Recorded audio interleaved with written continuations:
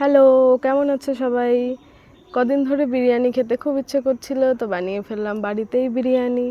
Hotel থেকে তো মাঝে মাঝেই বিরিয়ানি খাওয়া হয়, কিন্তু বাড়ির বিরিয়ানির টেস্ট তো পুরোপুরি আলাদা হয়। দেখো, বাড়িতে বিরিয়ানি, দম বিরিয়ানি বানিয়েছি, চিকেন দম বিরিয়ানি বানিয়েছি। তো এটা দেখো, খুবই ঝুরঝুরে হয়েছে। হোটেল থেকে কোনো অংশে কম হয়নি বিরিয়ানি।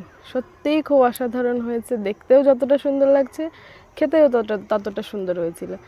কিন্তু আমি লাস্টের ক্লিপটা ডিলিট করে ফেলেছি ভুল করে, সেজন্য ক্লিপ শেয়ার করতে পারলাম না। এই দেখো, আমি ছবিগুলো শেয়ার করলাম তোমাদের সঙ্গে।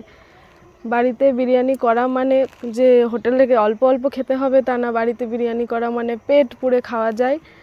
আর চিকেনটা কষানোর সময় কষানো চিকেন রেখে দিয়েছিলাম, সেই কষানো চিকেনটাও পরিবেশন করলাম বিরিয়ানির সঙ্গে। তো কষা কষা চিকেন দিয়ে চিকেন বিরিয়ানি দারুণ লেগেছে খেতে। আমার তো খুবই ফেভারিট, আশা করি আমার মনে হয় সবারই